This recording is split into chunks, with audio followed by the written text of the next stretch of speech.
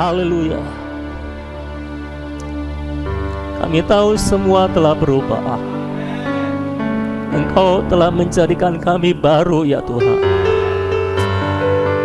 Terima kasih buat inkarnasi-Mu. Terima kasih buat kematian-Mu. Terima kasih buat kebangkitan-Mu. Terima kasih buat kenaikan-Mu. Terima kasih buat pencurahan Roh-Mu Tuhan.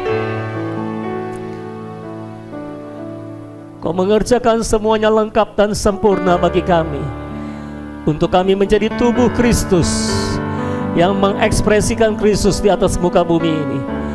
Oh Tuhan, Kau mengerjakan semuanya secara sempurna untuk kami menjadi gereja-Mu, menjadi gereja-Mu yang mengekspresikan Kristus, perbesaran Kristus, perpanjangan Kristus di atas muka bumi ini.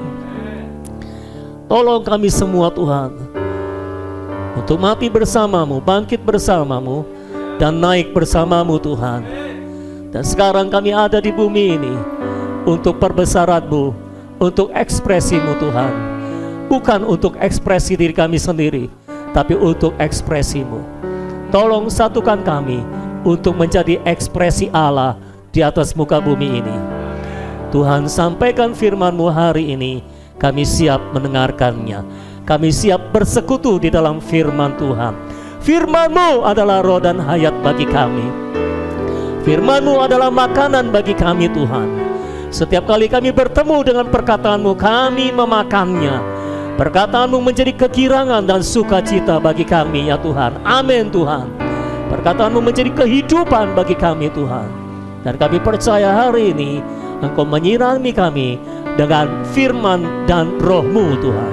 Terima kasih Tuhan, pakai kami semua untuk berbicara bagi Allah di dalam persekutuan firman ini.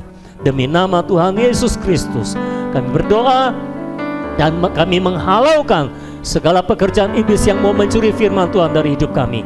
Kami tidak izinkan itu terjadi. Hanya firman Tuhan yang masuk ke dalam hati kami, tertabur dengan baik, tertanam dalam hati kami, dan bertumbuh menghasilkan buah 100 kali lipat. Kami berdoa di dalam nama Tuhan Yesus Kristus. Amin, amin, amin. Silakan duduk saudara-saudara. Haleluya. Hari ini kita tiba pada Matius pasal 7 ayat 13 sampai 27. Ini adalah bagian terakhir dari deklarasi kerajaan sorga, yang dari deklarasi konstitusi kerajaan sorga yang Tuhan Yesus umumkan di atas gunung saudara-saudara. Itu sebabnya di dalam bagian terakhir ini saya mau mereview sedikit supaya saudara paham apa yang sedang kita bicarakan bersama-sama. Tolong ditampilkan review konstitusi kerajaan sorga. Nah ini reviewnya kalau saudara perhatikan, Matius pasal 5 sampai pasal 7 adalah konstitusi kerajaan sorga yang dideklarasikan oleh Tuhan Yesus di atas gunung. Betul saudara? Semua saudara mengikuti saya? Oke, nggak perlu pemanasan lagi kan, langsung ya. Kalau kita perhatikan ayat 1 sampai ayat 12, Tuhan membicarakan tentang hakiki umat kerajaan. Konstitusi kerajaan sorga dimulai dengan hakiki umat kerajaan. Hakikat keberadaan umat kerajaan itu seperti apa? Ini disampaikan ayat 1 sampai 12 dalam 9 ucapan bahagia. Atau diberkatilah. Diberkatilah orang yang miskin di hadapan Allah. Saudara ingat itu? Ya, itu adalah hakiki umat kerajaan yang seharusnya. Dan ketika saudara lahir baru, saudara menerima hakiki umat kerajaan itu. Hayat Allah yang saudara terima ketika saudara lahir baru itu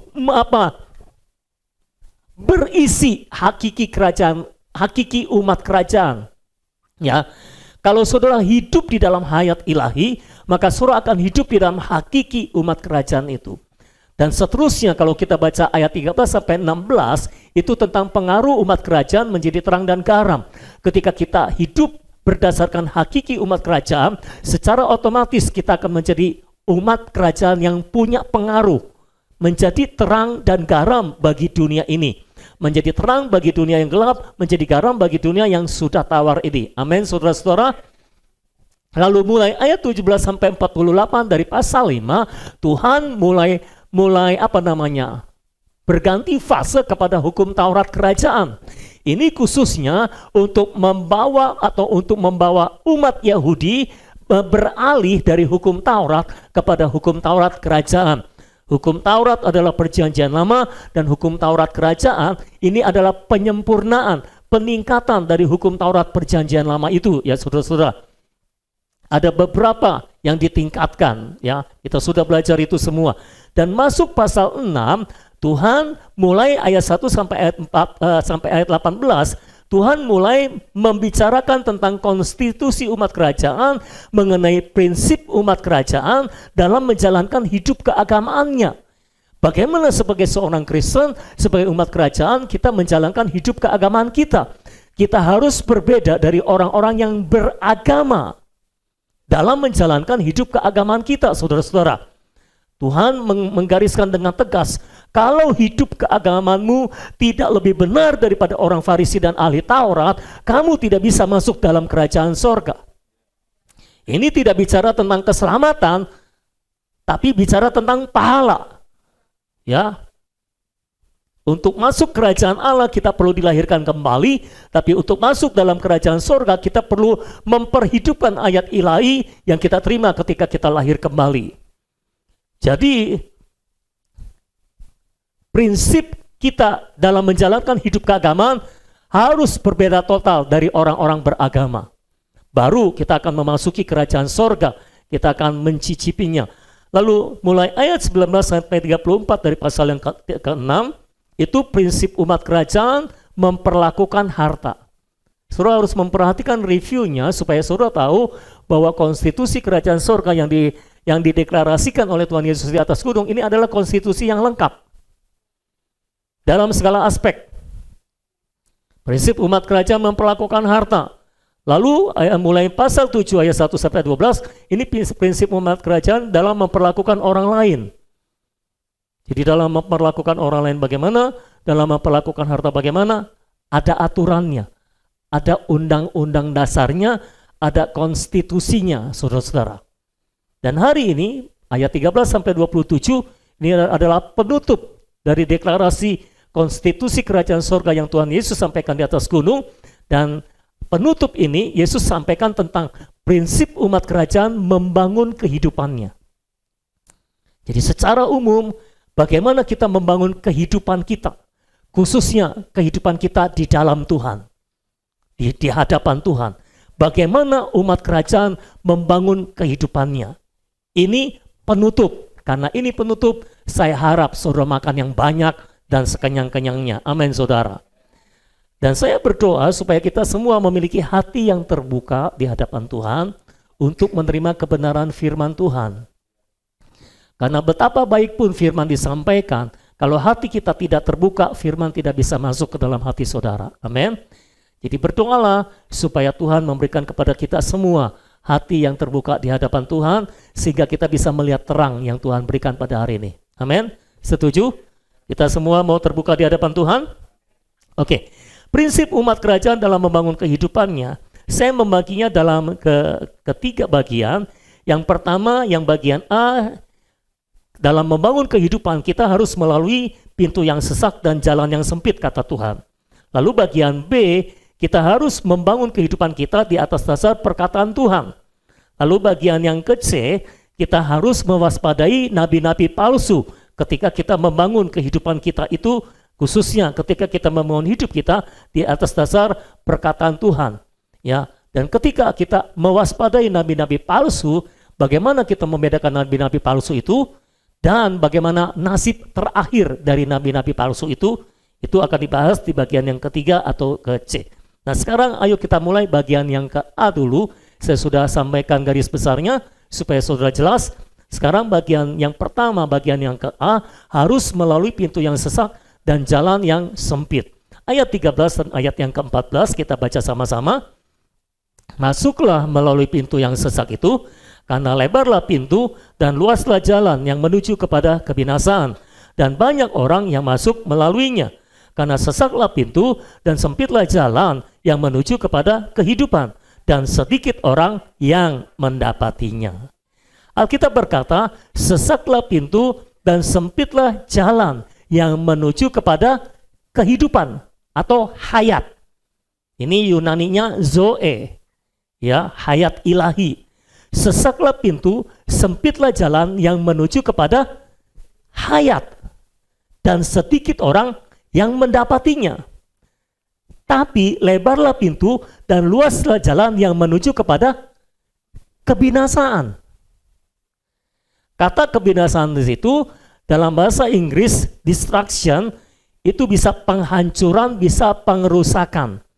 Artinya ketika kita membangun kehidupan kita sehari-hari di hadapan Tuhan, kita mau memilih jalan yang mana? Di dalam dunia ada dua jalan, lebar dan sempit, mana kau pilih, saudara-saudara?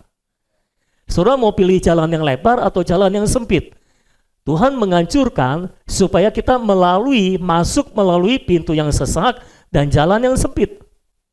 Karena kalau kita melalui pintu yang lebar dan jalan yang luas, itu ujungnya menuju kepada kebinasaan.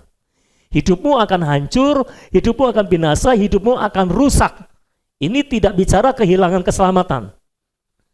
Ya, karena deklarasi kerajaan surga ditujukan untuk orang yang sudah diselamatkan, bukan orang yang belum diselamatkan. Oke?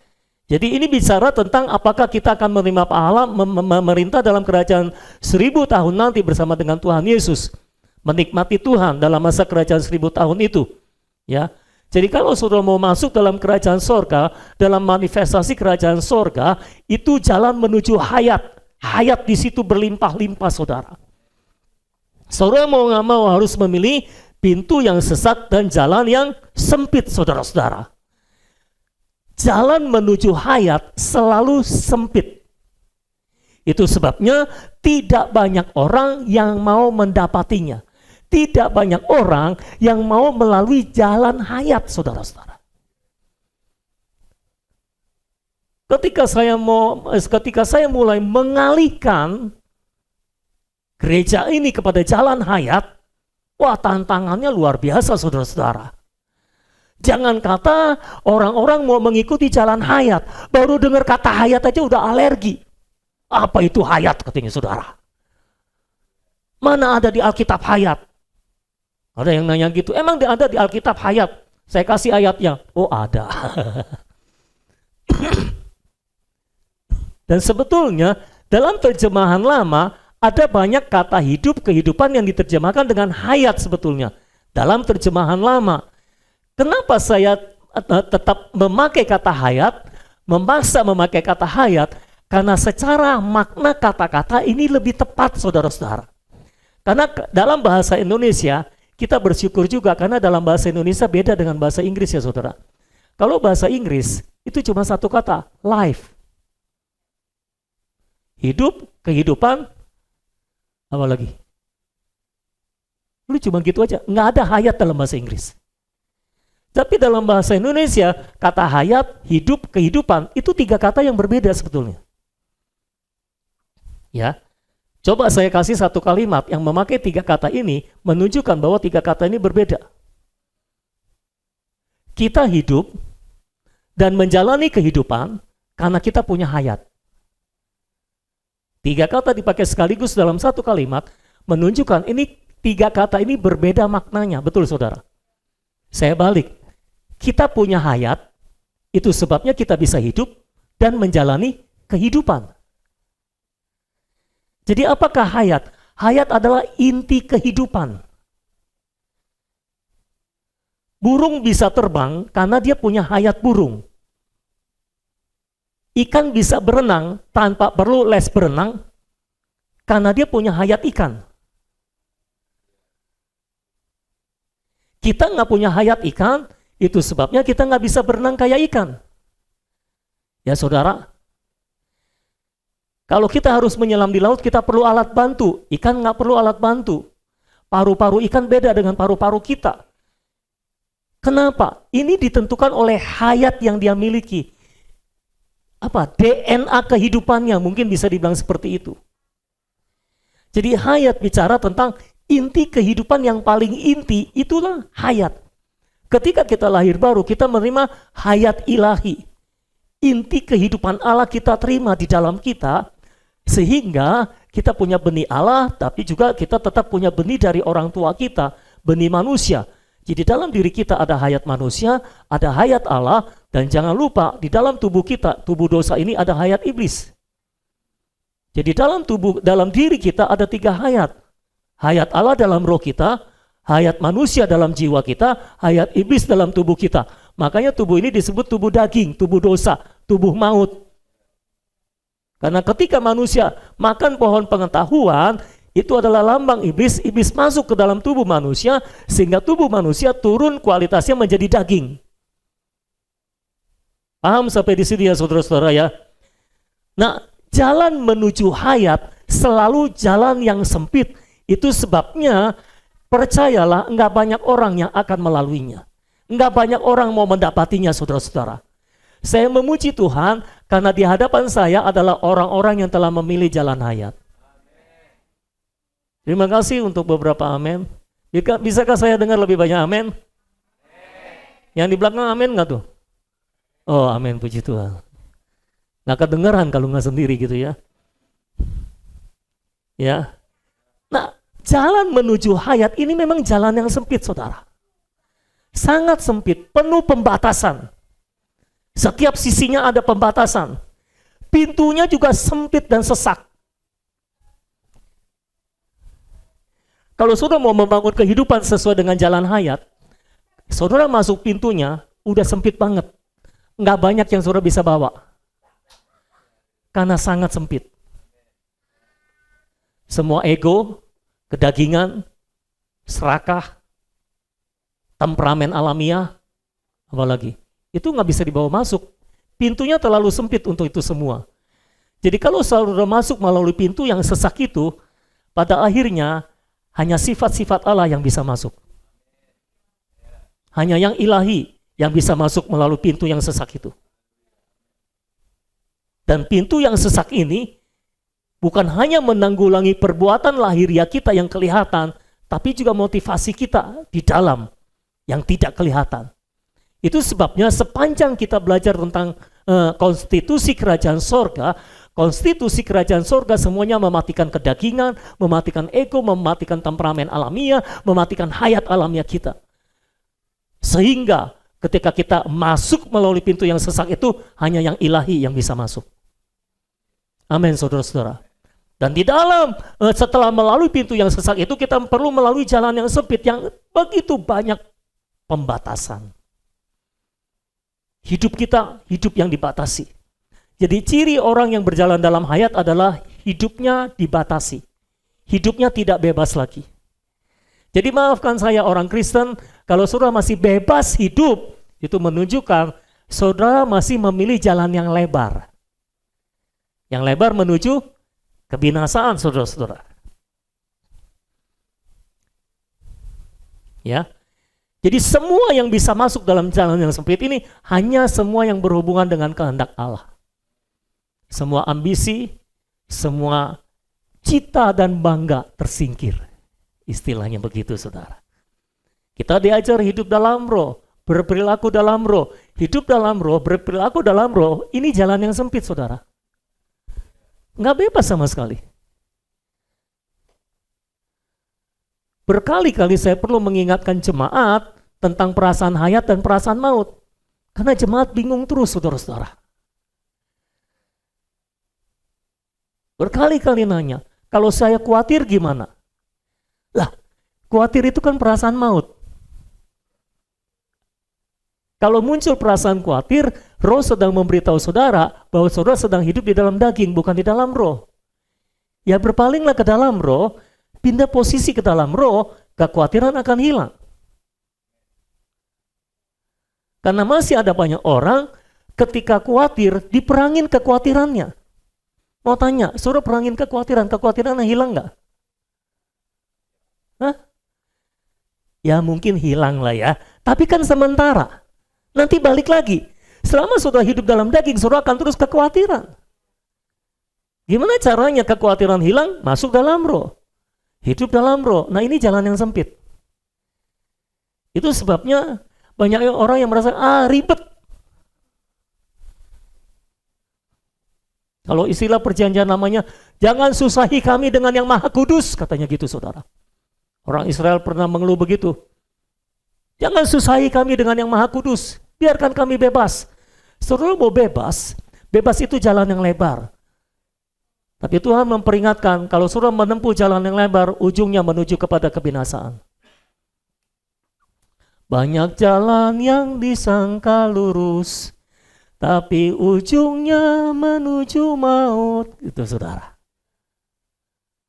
Kita harus memilih jalan yang sempit. Oke, saya ulangi lagu anak-anak kita. Di dalam dunia ada dua jalan, lebar dan sempit. Mana kau pilih? Nah, ini pertanyaan yang perlu dijawab saudara.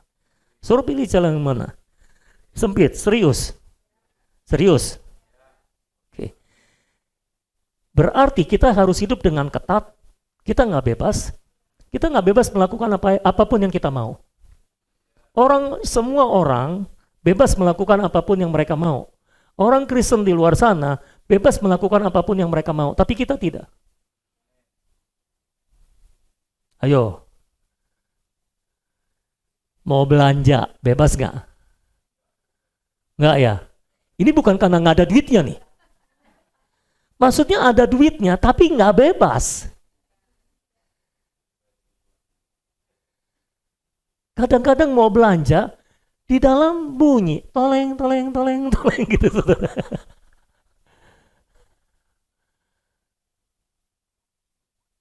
Ada satu kata Tuhan yang terus diulang-ulang dalam hidup kita. Jangan, tidak. Nah kalau Tuhan bilang jangan, apakah kita tidak melakukannya? Atau tetap melakukannya? Kalau kita tetap mau bebas, kita akan tetap melakukannya, artinya kita sedang memilih jalan yang lebar. Tapi kalau kita mau dibatasi oleh Tuhan, artinya kita sedang memilih jalan yang sempit. Amin, saudara. Saudara paham apa yang saya sampaikan? Nah, kita tidak boleh memilih jalan kekristenan. Saya harus ngomong terus terang. Karena lihat jalan kekristenan sekarang, mereka begitu bebas. Jarang orang Kristen yang melewati jalan yang sempit. Mereka begitu bebas. Mau ngapain pun mereka bebas. Pakai uang bebas. Ya. Ibadah pun bebas, saudara.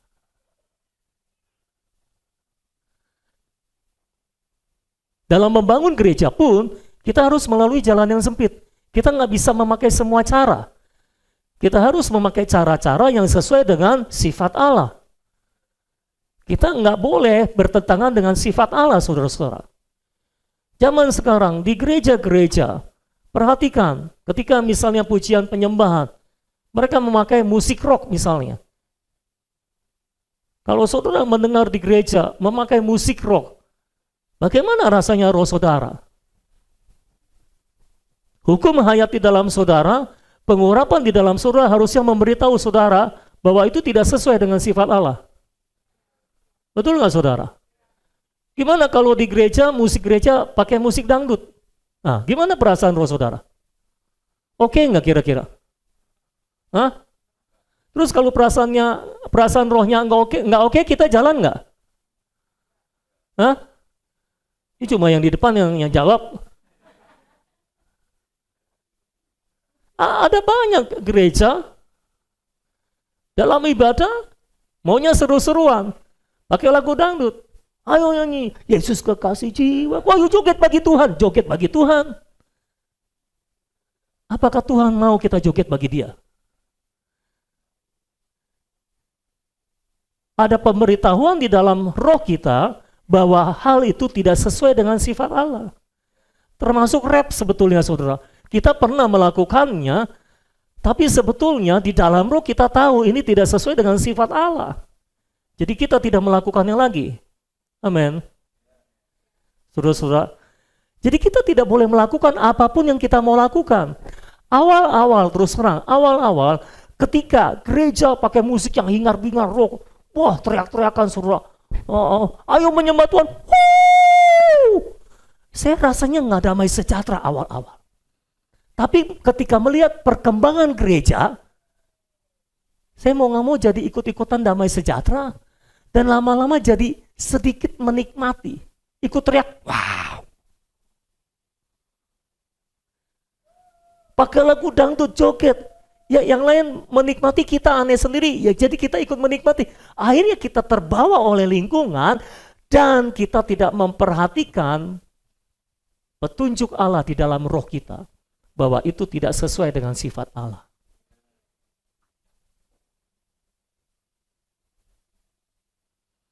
Dalam segala hal,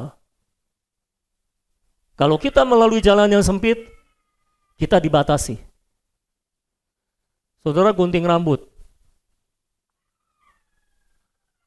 Kira-kira saudara gunting rambutnya model apa?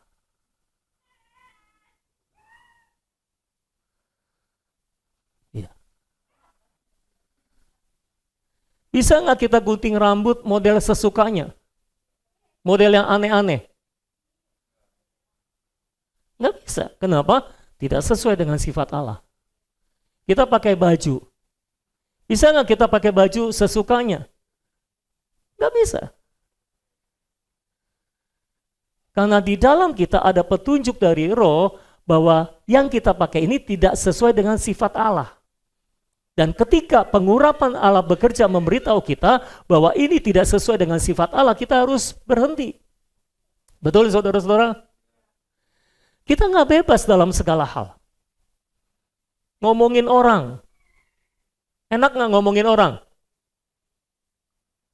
Ini ditanya juga ini. Enak nggak ngomongin orang? Nggak enak kok saudara ngomongin orang. Ngomongin orang memang mungkin enak. Tapi boleh atau enggak? Percaya kan gitu. Ketika kita ngomongin orang, di dalam kita bersuara. Jangan, berhenti, diam. Apakah kita berhenti, diam? Nah, Tuhan sebentar lagi tanggung Tuhan. Ceritanya dikit-dikit lagi habis nih Tuhan. Seringkali gitu ya. Ayo ngaku aja lah. Saya juga pernah kok. Apalagi ketika kita ngomongin kejelekan orang, wah seru banget ceritanya saudara. Lebih seru daripada pemberitaan Injil. Tapi di dalam kita akan memberitahu kita itu tidak boleh. Saudara ngalami nggak sih sebetulnya? Sebagai umat kerajaan seharusnya saudara mengalami itu. Roh memberitahu saudara itu tidak baik, itu tidak boleh, berhenti. Betul nggak saudara? Tapi seringkali kita tidak mau melalui jalan yang sempit, kita tabrak pembatasannya, kita mau jalan yang lebar. Tidak bisa. Kalau kita mau membangun hidup kita secara benar di hadapan Tuhan, kita harus memilih jalan yang sempit. Kita rela dibatasi oleh Tuhan. Selama ini, bukannya kita rela dibatasi oleh Tuhan, kita yang banyak membatasi Tuhan.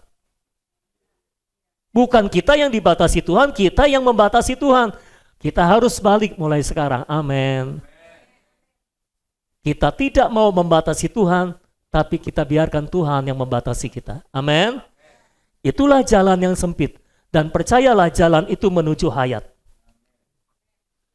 Kalau tidak, saudara terus melalui jalan yang lebar dalam dunia kekristenan, ya, semua saudara bebas. Sekarang saya benar-benar tidak bebas. Pelayanan pun saya tidak bebas. Tidak sebebas dulu. Dulu saya mau ngapain pun boleh. Tapi sekarang tidak boleh. Ada banyak yang tidak bisa saya lakukan sekarang.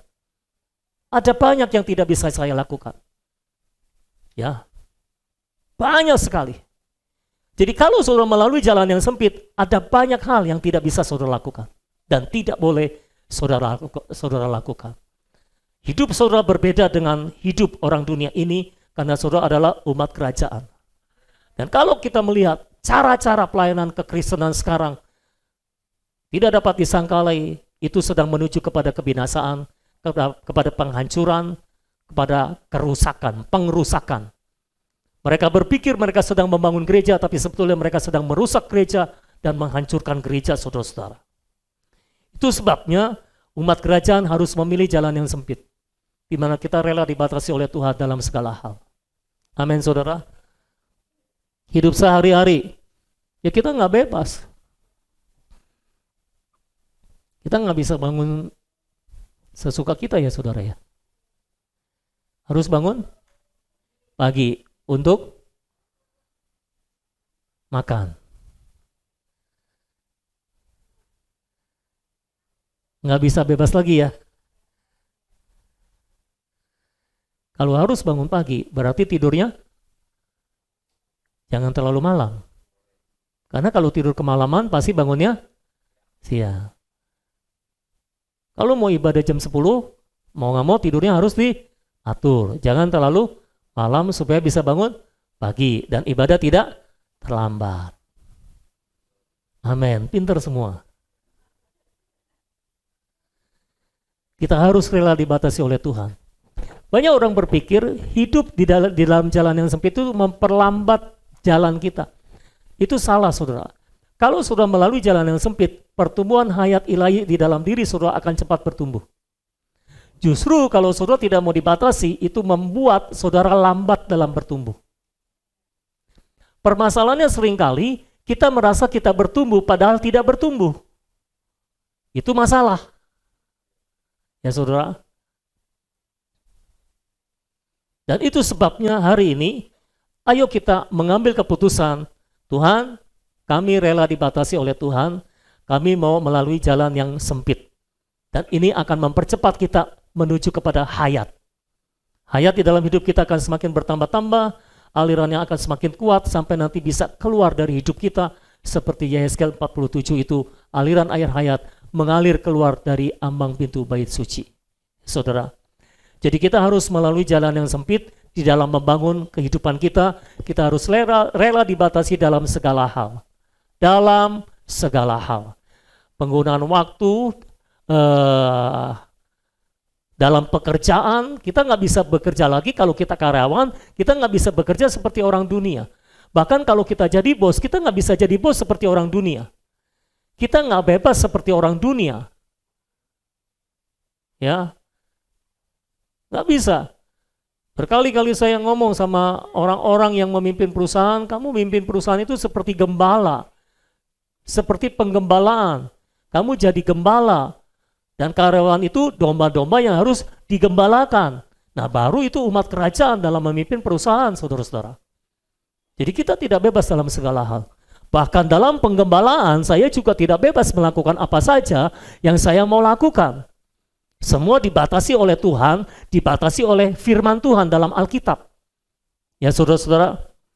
Oke, yang kedua, kita harus membangun di atas dasar perkataan Tuhan. Membangun kehidupan harus membangun di atas dasar perkataan Tuhan. Saya melompat kepada bagian terakhir dulu, yaitu ayat 24-27, untuk menolong kita dalam sistematikanya. Ayat 24-27 seperti ini bunyinya. Setiap orang yang mendengar perkataanku ini dan melakukannya, ia sama dengan orang yang bijaksana yang mendirikan rumahnya di atas batu. Kemudian turunlah hujan dan datanglah banjir, lalu angin melanda rumah itu, tetapi rumah itu tidak rubuh sebab didirikan di atas batu. Tetapi setiap orang yang mendengar perkataanku ini dan tidak melakukannya, ia sama dengan orang yang bodoh yang mendirikan rumahnya di atas pasir. Kemudian turunlah hujan dan datanglah banjir, lalu angin melanda rumah itu sehingga rubuhlah rumah itu dan hebatlah kerusakannya. Ini bicara tentang orang yang membangun hidupnya di atas dasar perkataan Tuhan. Ya, membangun rumah di atas batu itu adalah perlambang membangun hidup di atas dasar perkataan Tuhan. Karena Tuhan berkata, setiap orang yang mendengar perkataanku ini dan melakukannya, mempraktekkannya, ia sama dengan orang yang bijaksana yang mendirikan rumahnya di atas batu. Jadi membangun di atas batu itu sama dengan membangun di atas dasar perkataan Tuhan. Perkataan Tuhan yang mana? Secara spesifik perkataan Tuhan dalam Matius pasal 5 sampai pasal 7. Tentang deklarasi konstitusi kerajaan sorga. Jadi hidup kita itu secara khusus harus dibangun di atas dasar konstitusi kerajaan sorga. Amin. Ya. Dan secara umum kita harus membangun hidup kita di atas dasar seluruh firman dalam Alkitab. Artinya kita hanya melakukan apa yang Alkitab katakan, kita hanya melakukan apa yang Tuhan perintahkan sebagai konstitusi kerajaan sorga. Itulah membangun di atas dasar perkataan Tuhan. Kalau itu perkataan Tuhan kita lakukan, kalau itu bukan perkataan Tuhan kita tidak melakukannya. Amin. Kalau itu konstitusi kerajaan kita melakukannya, kalau itu bukan konstitusi kerajaan kita tidak melakukannya. Nah, membangun di atas pasir ini bicara tentang orang yang membangun di atas dasar opini manusia dan cara-cara alamiah. Ya. Jadi membangun di atas pasir bicara tentang orang yang membangun di atas dasar opininya sendiri dan dengan cara-cara yang alamiah. Jadi di dalam kekristenan ada dua macam orang Kristen. Yang pertama adalah orang yang membangun hidupnya di atas dasar perkataan Tuhan. Apapun yang dia katakan, apapun yang Tuhan katakan, itulah yang dia lakukan. Semua yang dia lakukan dibatasi oleh apa yang Tuhan katakan. Inilah jalan yang sempit. Dibatasi oleh apa yang Tuhan katakan. Lalu yang kedua, orang Kristen yang jenis kedua adalah orang Kristen yang membangun rumahnya di atas pasir. Membangun kehidupannya di atas dasar opini manusia dan cara-cara alamiahnya sendiri. Ini dua hal yang bertolak belakang. Ketika sudah jadi, mungkin tidak kelihatan yang mana membangun di atas dasar perkataan Tuhan, yang mana membangun di atas dasar opininya pribadi. Tetapi ketika pencobaan datang, ketika hujan datang, banjir melanda, angin bertiup kencang, baru akan kelihatan yang mana rumah yang kokoh dibangun di atas dasar perkataan Tuhan, yang mana rumah yang ambruk karena dibangun di atas dasar opini manusia. Ya saudara-saudara. Nah, hujan yang turun dari langit, ini berasal dari Allah, dari langit. Banjir atau sungai yang datang dari bumi, ini berasal dari manusia. Dan angin yang bertiup dari angkasa, ini berasal dari iblis, saudara-saudara. Jadi semua bisa menguji semua pekerjaan kita. Pokoknya pada akhirnya semua yang kita kerjakan dalam membangun hidup kita itu akan diuji. Entah dari langit datangnya ujiannya, entah dari manusia, dari bumi, entah dari angkasa, dari iblis. Tapi semua akan menguji kita. Ya. Ada yang datang dari Allah, ada yang datang dari manusia, ada yang dari iblis. Bisa juga dari iblis, dari manusia dimanfaatkan oleh Allah, ketiganya bekerja bersama-sama dan menguji hidup kita. Apakah hidup kita akan ambruk atau tidak? Nah, saudara-saudara yang kasih oleh Tuhan, membangun di atas dasar perkataan Tuhan, ini sebetulnya sama membangun dengan membangun di atas dasar hayat. Mengapa? Karena ketika hujan datang, banjir melanda, angin bertiup, saudara-saudara, orang yang mendirikan rumahnya di atas dasar hayat, di atas dasar perkataan Tuhan, di jalan yang sempit yang menuju hayat itu, maka rumahnya akan kokoh kuat. Mengapa? Ada kuasa hayat yang menopang hidupnya. Kalau saudara bertumbuh dalam hayat, pencobaan jenis apapun bisa saudara lewati, karena hayat punya kuasa untuk melewati maut sekalipun. Bukan cuma penderitaan, maut sekalipun bisa lewat oleh kuasa hayat. Itu sebabnya orang yang membangun di atas dasar perkataan Tuhan, ini adalah orang yang membangun di atas dasar hayat, saudara-saudara. Dan inilah jalan yang sempit. Saudara membangun di atas dasar perkataan Tuhan, artinya saudara hanya melakukan apa yang Tuhan katakan. Itu sempit sekali jalannya, saudara. Sempit sekali. Sama seperti ketika saya membangun gereja ini. Saya komit untuk belajar, untuk mulai mempraktekkan hanya apa yang Tuhan katakan dalam membangun gereja.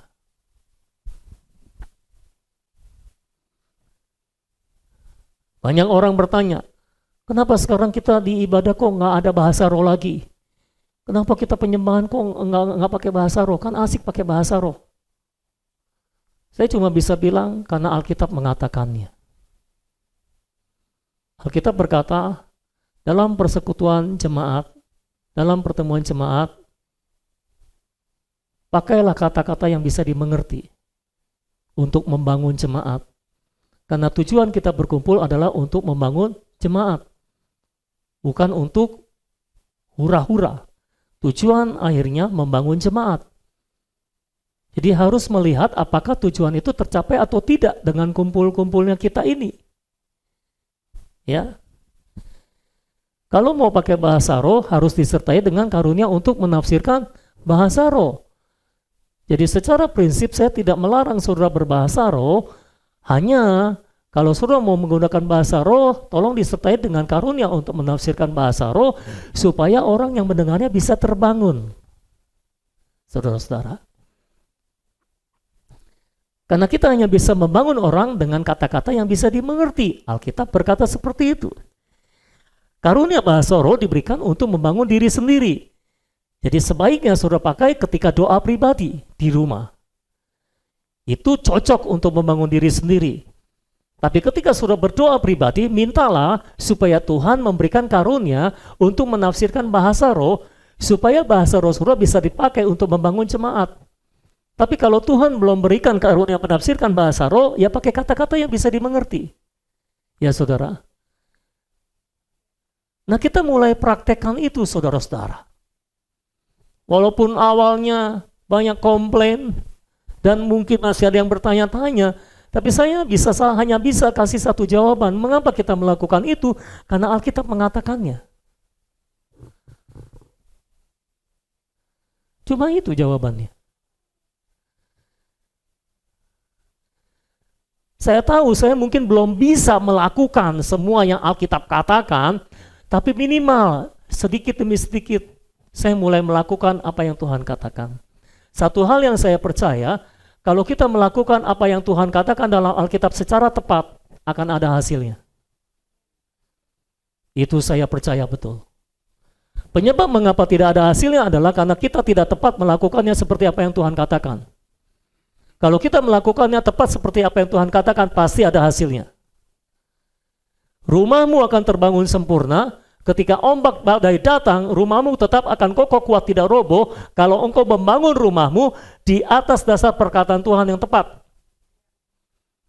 Permasalahannya kenapa hidup kita seringkali goncang ketika kena angin, pencobaan, kenapa gampang goncang?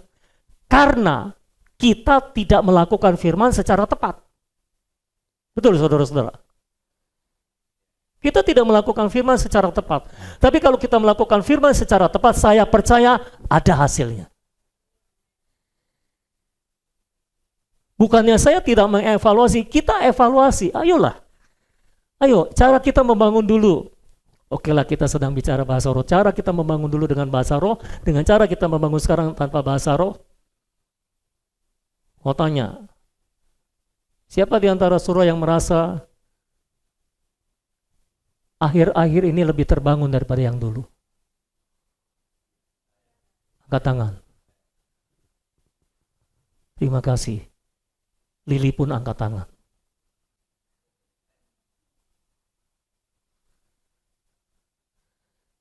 Saya bicara berdasarkan bukti. Bukan prasangka, bukan kira-kira.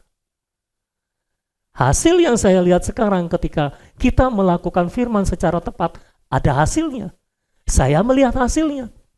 Orang-orang lebih bertumbuh, orang-orang berubah. Mau tanya, siapa yang mengalami banyak perubahan yang negatif satu demi satu tersingkir dari hidupnya tanpa ngapa-ngapain? Ada nggak? Ada? Oke. Nah, angkat tangan. Dulu kenapa nggak hilang? Padahal bahasa roh kita sudah begitu powerful.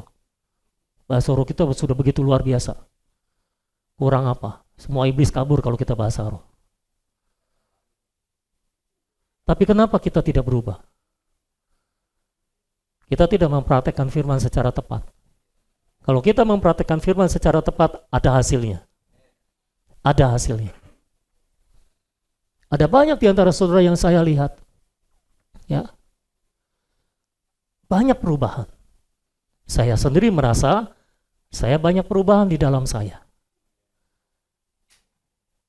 Betul saudara? Nah kadang-kadang orang Kristen ini suka tertipu saudara. Dan suka tidak jujur terhadap diri sendiri dan terhadap Tuhan. Kita melihat fakta ini, tapi kita menutup mata terhadap fakta ini. Lalu kita tetap mempertahankan opini kita yang lama, padahal sudah ada bukti nyata. Nah ini kan namanya kita tidak jujur dalam menilai. Betul nggak saudara? Saya buktikan kalau orang Kristen banyak tidak jujur terhadap diri sendiri dan terhadap Tuhan. Saya tanya, mau tanya. Semua kan suka berdoa ya. Di dalam doa-doa saudara, Tuhan lebih banyak menjawab doa saudara atau lebih banyak tidak menjawab doa saudara? Hah? Yang lebih banyak tidak menjawab doa saudara siapa? Angkat tangan. Oke, turun tangan. Yang merasa lebih banyak dijawab doanya, Tuhan lebih banyak menjawab doa saudara daripada tidak menjawab doa, angkat tangan.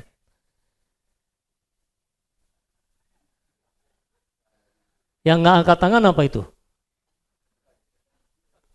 Yang nggak angkat tangan belum mau jujur.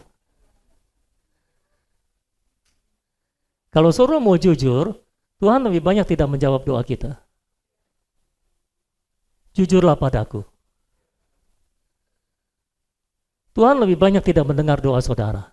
Betul ya? Baru ngaku sekarang. Selama ini kan Tuhan selalu menjawab doa. Tuhan selalu mendengar doa. Yaitu imanmu lah. Tapi sejujurnya lebih banyak doa yang tidak dijawab oleh Tuhan. Pertanyaannya kan, kenapa Tuhan lebih banyak tidak menjawab doa daripada menjawab doa? Kenapa? Kenapa? Hah? Loh kenapa? Nggak sesuai dengan yang kita doakan. Maksudnya, kita berdoa tidak sesuai firman. Singkat kata, ada banyak doa kita yang salah. Itu sebabnya Tuhan tidak mendengar dan tidak menjawab. Jujurlah padaku. Kalau kita mau menilai dengan jujur, kalau kita mau jujur terhadap diri sendiri dan terhadap Tuhan, terbuka di hadapan Tuhan secara jujur, kita akan tahu kita banyak salah. Permasalahannya kita tutup mata segalanya, kita tutupi semuanya, sehingga kita tidak tahu bahwa kita banyak salah. Kalau saudara mau jujur, kok Tuhan lebih banyak nggak mendengar doa saya, berarti banyak doa saya yang salah. Iya kan? Nah kalau doa saya banyak yang salah, gimana caranya supaya benar, kan begitu? Akhirnya kita bisa bertemu dengan kebenaran. Baru nanti kita akan melihat mungkin Tuhan mulai beralih lebih banyak mendengar doa kita karena doa kita sudah banyak benar. Nah kalau doa kita sudah banyak salah, ya bagaimana mungkin Tuhan mendengar? Tuhan adalah hakim. Dia selalu bertindak berdasarkan hukum. Dia tidak bertindak berdasarkan perasaan. Karena kasihan, lihat saudara, sekali-sekali kasihanlah. Sekali-sekali. Tapi dia lebih banyak bertindak berdasarkan hukum. Kalau saudara sesuai dengan firman, dia akan lakukan. Kalau saudara tidak sesuai dengan firman, dia tidak melakukan. Jelas saudara? Nah kalau saudara jujur di hadapan Tuhan dan terhadap diri sendiri, akan ada banyak yang bisa kita tahu semua kesalahan kita terbongkar. Cuma masalahnya selama ini orang Kristen kurang jujur, kurang terbuka. Semua tertutup dengan kamuflase. Karena kita banyak dicekoki oleh ajaran-ajaran palsu. Ajaran-ajaran yang kurang murni, ajaran-ajaran yang kurang sesuai dengan Alkitab. Makanya kita tidak bisa melihat kita sebagaimana adanya, dan kita juga tidak bisa melihat Tuhan sebagaimana adanya. Karena kita tidak jujur dalam segala hal. Kalau saudara bisa melihat Tuhan secara jujur, bisa melihat diri saudara secara jujur, ada banyak yang akan disingkapkan oleh Tuhan, dan saudara akan banyak melihat terang. Amin, saudara-saudara. Misalnya saja, kita ngomong tentang pengganti Kristus.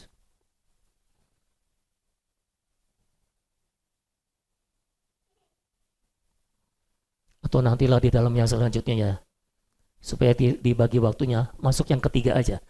Harus mewaspadai nabi-nabi palsu. Di dalam kita membangun sesuai dengan perkataan Tuhan, yang perlu kita waspadai adalah ajaran dari nabi-nabi palsu. Dan ini berbahaya saudara-saudara. Ayat 15-20, Tuhan berkata begini, waspadalah terhadap nabi-nabi palsu yang datang kepadamu dengan menyamar seperti domba. Perhatikan, nabi palsu itu datang dengan menyamar seperti domba.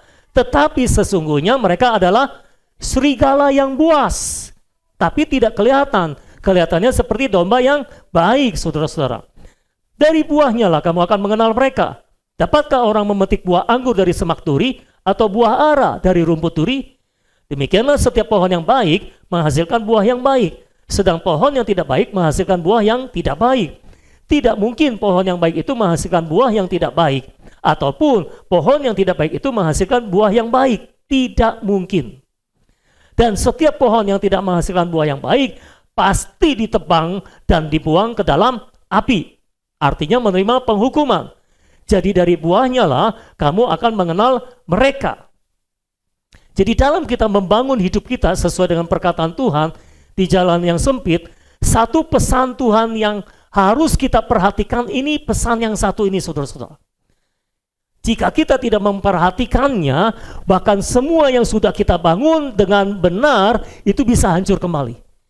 Kalau kita tidak memperhatikan ajaran yang datang kepada kita.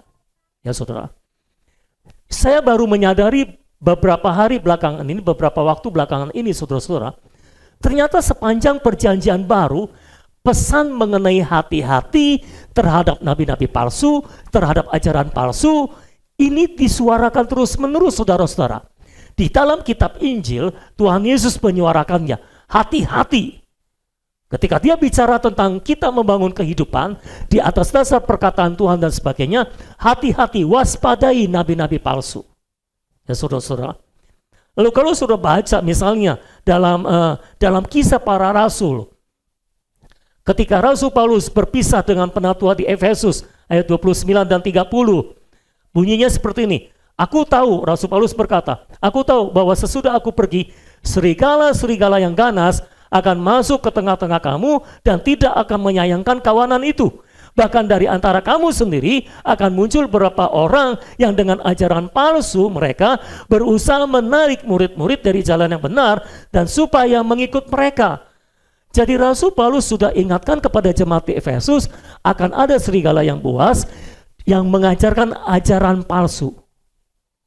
Ajaran palsu adalah ajaran yang tidak murni berdasarkan Alkitab. Dan kita tahu gereja di Efesus yang tadinya merupakan sumber kegerakan Allah di zaman Paulus merosot. Dan sekarang tidak ada lagi. Betul?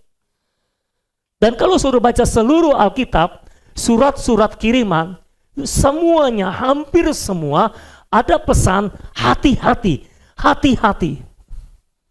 Dalam surat Galatia, Paulus berkata hati-hati terhadap pengajar-pengajar palsu. Bahkan Rasul Paulus menyebutnya hati-hati terhadap anjing-anjing, pekerja-pekerja curang, penyunat-penyunat palsu. Hati-hati terhadap mereka. Lalu Rasul Paulus bilang, kalau ada orang lain yang mengajarkan Injil yang lain selain yang aku ajarkan kepadamu, terkutuklah mereka. Sekalipun itu malaikat Tuhan. Artinya Yesus dan para rasul mengetahui betul bahayanya ajaran palsu di dalam gereja. Dan kalau saudara perhatikan, merosotnya gereja itu disebabkan karena dibiarkannya pembiaran terhadap ajaran palsu yang beredar dalam gereja. Kalau saudara baca Wahyu pasal 2 pasal 3, surat kepada ketujuh gereja, itu rata-rata saudara ada banyak ajaran palsu di dalamnya. Itu yang membuat gereja berosot. Di Efesus, Paulus sudah mengingatkan akan ada ajaran palsu dan menyebabkan mereka kehilangan kasih mula-mula. Ya saudara. Di Pergamus ada ajaran Nikolaus. Di gereja yang lain ada ajaran Bileam. Ada ajaran seluk-beluk iblis. Bahkan ada dibilang tahta iblis. Waduh. Dan semuanya memalingkan jemaat dari persona Kristus kepada yang lain. Karena semua ajaran palsu tujuannya adalah memberikan pengganti Kristus supaya kita tidak berfokus pada Kristus tapi kepada pengganti Kristus. Di dalam surat Yohanes, mereka disebut dengan antikristus dan nabi palsu. Para pengajar palsu ini. Artinya apa? Para pengajar palsu ini mau mengambil kenikmatan kita akan Kristus supaya kita beralih kepada semua pengajaran, filsafat, dan sebagainya.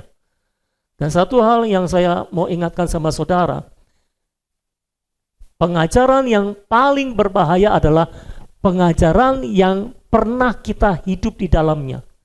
Karena perhatikan, Yerusalem, gereja mula-mula, itu kan gereja yang dahsyat ya saudara, gereja Yerusalem. Siapa yang tahu itu gereja yang dahsyat? Itu luar biasa itu. Tapi kemana sekarang? Nggak ada lagi. Nggak tersisa. Kenapa? Karena mereka mau kembali pada pengajaran Yudaisme, Taurat. Di Galatia sama. Mereka mau kembali kepada Yudaisme. Di Ibrani sama. Mereka mau kembali kepada pengajaran Yudaisme, pengajaran lama mereka. Jadi pengajaran lama di mana kita sudah berurat akar di dalamnya, iblis akan berusaha membawa kita ke situ dan membuat kita kehilangan kenikmatan akan Kristus. Dalam surat Yohanes ada pengajaran Gnostik namanya dan Serintians. Itu pengajaran adalah gabungan antara filsafat Yunani dan Yudaisme. Jadi ditambah filsafat Yunani, karena orang Kristen sudah bercampur kan, bukan hanya orang Yahudi. Itulah cara iblis, tipu muslihat iblis, untuk membawa kita keluar dari Kristus dengan ajaran palsu.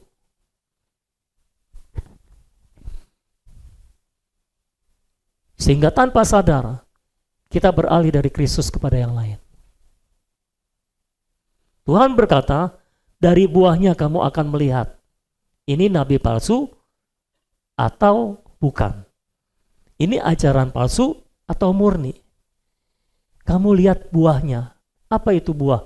Buah bicara tentang ekspresi. Ingat, buah bicara tentang ekspresi. Buah mangga dikenal dari buahnya. Pohon mangga dikenal dari buahnya. Kenapa disebut pohon mangga? Karena ekspresinya mangga. Maka pohon mangga, ya kan saudara? Ya. Buah itu ekspresi. Nah, kalau pohonnya Kristus, maka buahnya adalah Kristus, ekspresi Kristus. Jadi ketika Tuhan Yesus berkata, kamu uji nabi-nabi palsu itu, lihat dari buahnya. Ini bukan soal dia hidup baik atau tidak baik. Saya ingatkan saudara, ini bukan soal dia hidup baik atau tidak baik. Saya bisa menjamin semua nabi palsu hidupnya baik. Nabi palsu yang sejati ya. Kok nabi palsu yang sejati gimana nih? Kalau dia benar-benar nabi palsu yang sejati, pasti hidupnya baik. Kalau nabi palsu hidupnya nggak baik, udah ditolak mentah-mentah oleh orang Kristen, betul? Dan dia tidak bisa dipakai oleh iblis untuk menipu kita. Justru yang menipu itu serigala buas yang menyamar jadi domba. Kalau istilah Rasul Paulus, menyamar jadi malaikat terang. Bayangkan, malaikat aja udah terang, ini malaikat terang. Berarti ini orang yang secara hidup baik, saudara. Cuma ketika kita melihat buahnya, ekspresi yang keluar dari hidupnya, kita bisa merasakan ekspresi yang keluar dari hidupnya ini bukan Kristus, tapi dirinya sendiri.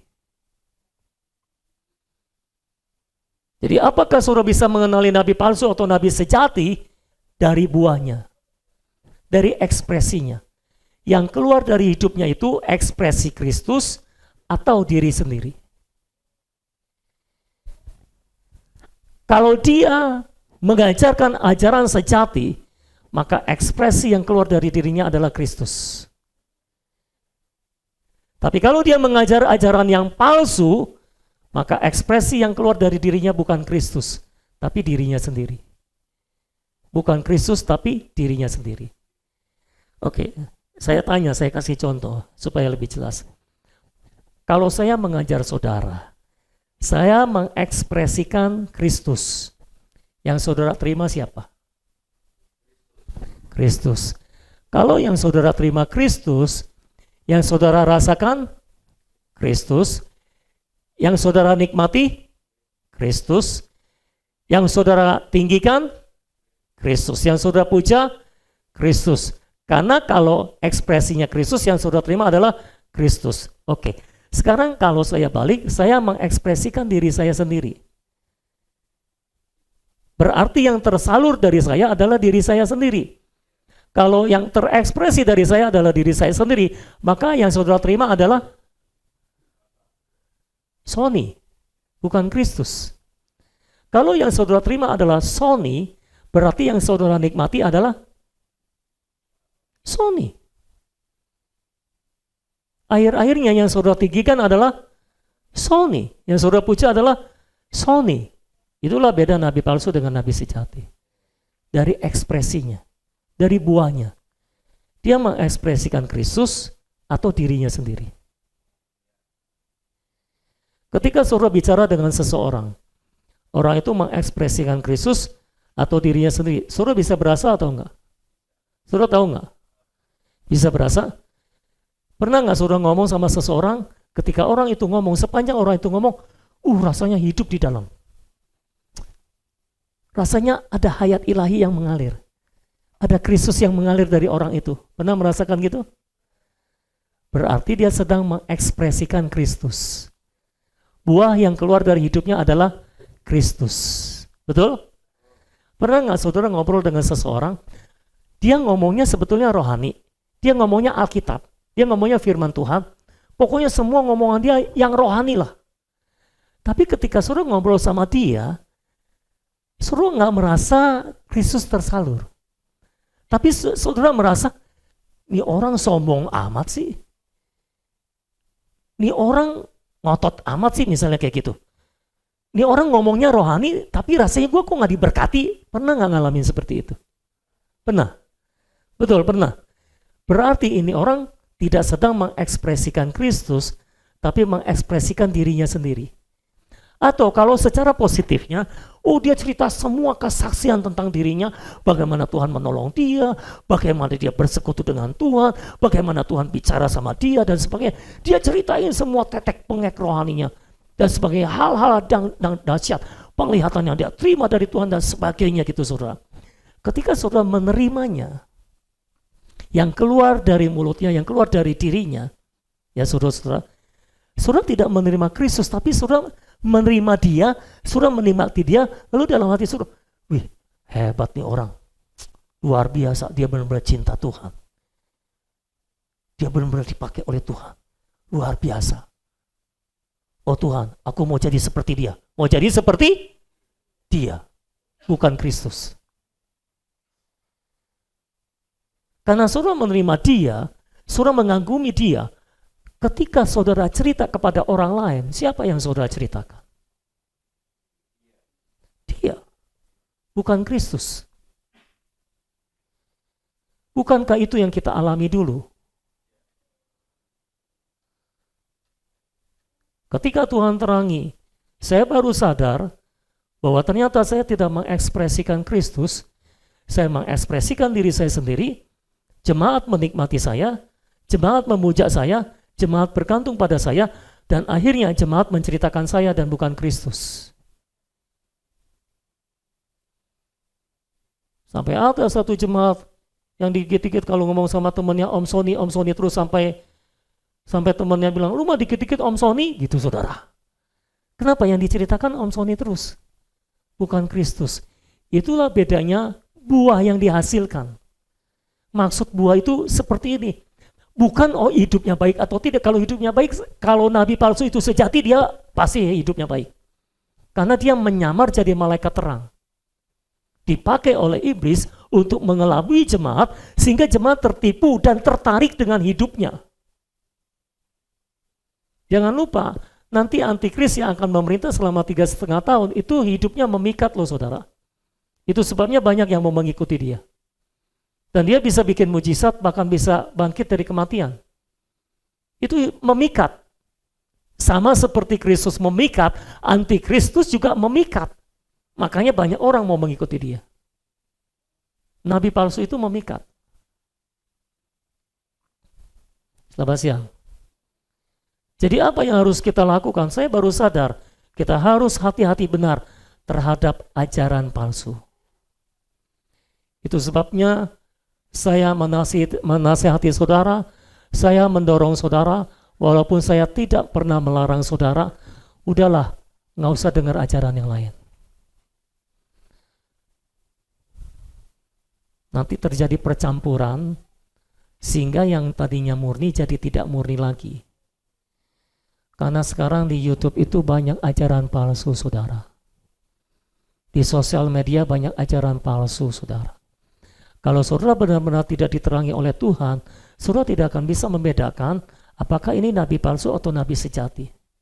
Apakah ini rasul palsu atau rasul sejati. Perlu pertolongan Tuhan, anugerah Tuhan, terang Tuhan untuk membedakannya. Nah saudara, kebanyakan jemaat mudah tertipu. Dengan ini, ini sama nih, ini sama nih. Ketika saya dengar, apanya yang sama?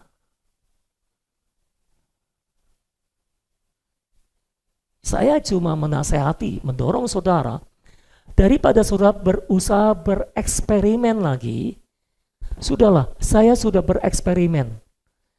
Saya sudah menekuni berbagai pengajaran yang ada di bawah kolong langit ini. Dan saya harus mengakui pengajaran tentang hayat ini adalah pengajaran yang paling murni dan sesuai dengan Alkitab. Itu sebabnya saya tidak bergeming di sini. Mungkin ada yang bertanya, nanti berubah lagi nggak pengajaran? Saya jamin tidak. Tidak. Karena dalam pengajaran ini semua sudah jelas. Dari awal sampai akhirnya kekristenan kita sudah jelas. Sampai Yerusalem baru, masa depan kita sudah jelas. Semua sudah tertulis dalam Alkitab dan sudah dijabarkan. Semakin kita menekuni pengajaran, semakin kita mengerti Alkitab. Dulu semakin saya menekuni sebuah pengajaran, saya tidak mengerti Alkitab. Tapi semakin sekarang saya menekuni pengajaran, saya justru mengerti Alkitab. Kenapa? Karena pengajarannya berasal dari Alkitab. Saya berdoa supaya Tuhan membukakan mata saudara, tidak lagi menganggap remeh sebuah ajaran. Ini bukan sesuatu yang bisa diremehkan. Kita lihat semua gereja yang dibangun oleh Rasul Paulus, di mana mereka? Nggak ada lagi. Tak tersisa. Di mana mereka? Nggak ada. Jangan sampai gereja ini sudah dibangun mati-matian, habis-habisan, gila-gilaan. Nanti karena saudara menekuni pengajaran-pengajaran yang lain, yang palsu, yang tidak murni dari Alkitab itu, akhirnya tidak berbekas lagi. Pahlawan-pahlawan imannya gugur semua. Secara logika saudara, gereja di Efesus seharusnya tidak roboh, tidak runtuh. Itu kegerakan yang luar biasa. Dibangun oleh Rasul Paulus dari 12 orang. Saudara ingat itu? Di Kisah 19. Tuhan bekerja secara luar biasa. Di setiap gereja yang Paulus rintis, Tuhan bekerja secara luar biasa. Tapi kenapa bisa roboh semua? Karena gereja membiarkan ajaran demi ajaran masuk ke dalam gereja dan menghamiri seluruh jemaat, sehingga jemaat akhirnya tidak murni lagi, bercampur. Saya harus berkata terus terang sama saudara, kalau saya memperhatikan semua pengajaran yang beredar sekarang, khususnya pengajaran-pengajaran yang diurapi, saudara-saudara, semuanya hanya membangkitkan ambisi manusia kita. Ambisi kita untuk menjadi kaya, ambisi kita untuk dipakai oleh Tuhan, ambisi kita untuk menjadi gereja yang besar, ambisi untuk jadi orang sukses, apalagi ambisi untuk dihormati orang, untuk menjadi terkenal, semua ambisi. Tapi pengajaran yang benar akan mematikan kita semuanya dari ambisi. Amin. Semua ego, semua kedagingan akan dimatikan. Hanya tersisa satu, Allah dan kehendaknya. Amin, saudara. Dan kehendak Allah adalah membangun gerejanya. Jadi jangan terkecoh dengan perkataan dan pengurapan para nabi palsu, karena kita tahu akhirnya. Akhirnya ada di dalam ayat berikutnya, ayat 21-23. Tuhan berkata begini, bukan setiap orang yang berseru kepadaku, Tuhan, Tuhan, akan masuk ke dalam kerajaan surga, melainkan dia yang melakukan kehendak Bapakku yang di surga. Pada hari terakhir banyak orang akan berseru kepadaku, Tuhan, Tuhan, bukankah kami berbuat demi namamu, dan mengusir setan demi namamu, dan mengadakan banyak mujizat demi namamu juga? Pada waktu itulah aku berterus terang kepada mereka dan berkata, aku tidak pernah mengenal kamu. Hanyalah daripadaku, kamu sekalian pembuat kejahatan. Tuhan Yesus berkata dengan tegas, untuk masuk dalam kerajaan Allah, kita perlu menyeru nama Tuhan. Tapi untuk masuk dalam kerajaan sorga, kita perlu melakukan kehendak Bapa. Untuk masuk dalam kerajaan Allah, kita perlu dilahirkan dari hayat ilahi. Tapi untuk masuk dalam kerajaan sorga, kita perlu memperhidupkan hayat ilahi tersebut, saudara-saudara. Kita nggak bisa hidup sembarangannya. Ya, Alkitab berkata, Tuhan Yesus berkata, mereka tidak melakukan kehendak Bapa karena mereka tidak mau memperhidupkan Kristus sebagai hayat mereka. Dari sini kita bisa belajar, orang bisa saja bernubuat dan melakukan mujizat demi nama Tuhan, tapi tidak melakukan kehendak Bapa. Nah, ini yang belum dipahami oleh orang Kristen. Orang Kristen semua tertutup matanya, mereka semua berpikir kalau orang bisa bikin mujizat, bisa bernubuat, apalagi nubuatannya tepat, berarti dia melakukan kehendak Bapa. Belum tentu. Tuhan Yesus mengatakan kamu tidak melakukan kehendak Bapa. Mereka bernubuat, mereka mengusir setan, mereka membuat mujizat demi nama Tuhan, tapi bukan diperintah oleh Tuhan. Bukan melakukan kehendak Bapa. Mereka pakai nama Tuhan, tapi bukan melakukan kehendak Bapa. Loh, kok bisa? Ya bisa, memang begitu. Terus kenapa nubuatannya bisa tepat? Oke, kalau itu bukan dari roh jahat, ya, nubuatannya kenapa bisa tepat? Argumentasinya adalah yang namanya karunia semakin dipakai semakin berkembang. Saudara diberikan karunia bernubuat, ya. Saudara terus bernubuat, makin lama makin tepat, makin sensitif, makin akurat. Nubuatannya makin berkembang. Menyembuhkan orang sakit sama, membuat mujizat sama. Semakin saudara banyak membuat mujizat, semakin saudara punya keberanian untuk membuat mujizat, dan semakin banyak mujizat yang bisa terjadi. Itu karunia. Karunia berbeda dengan hayat. Orang bisa punya karunia tapi tidak bertumbuh dalam hayat. Ini masalah. Ada banyak karunia yang tidak muncul dari hayat. Apakah Tuhan berikan? Bisa Tuhan berikan untuk membantu pekerjaannya. Tapi orang ini bukan bejana kemuliaan Tuhan, tapi dimanfaatkan oleh Tuhan. Seperti Salomo. Salomo punya karunia hikmat yang luar biasa, betul? Semakin dia pakai hikmatnya, dia semakin berhikmat. Sampai ratu dari negeri selatan datang untuk melihat hikmatnya. Dan semua orang mengakui bahwa dia berhikmat. Betul? Tapi kita lihat hidup Salomo hancur-hancuran. Nafsunya besar. Punya 1000 istri. Berapa? 300 istri ya? 700 gundik. Saya nggak ngerti gimana caranya. Satu istri aja repot, gimana 300 istri, saudara? Gimana cara hidup seperti itu? Saya nggak ngerti gimana. Bagaimana mungkin dia bisa punya 1000 istri? Ini menunjukkan dia bertumbuh dalam karunia, tapi tidak bertumbuh dalam hayat. Itu sebabnya kita harus lebih memperhatikan jalan hayat daripada jalan kuasa ini. Jalan karunia ini, karena kalau tidak kita bisa terjebak. Orang bisa bernubuat secara akurat, bisa menyembuhkan orang sakit, tapi tidak melakukan kehendak Bapa. Mau tanya, kalau dia tidak melakukan kehendak Bapa, berarti dia melakukan kehendak siapa? Kehendak dirinya sendiri. Bisa nggak kita bernubuat karena keinginan kita sendiri? Dan banyak.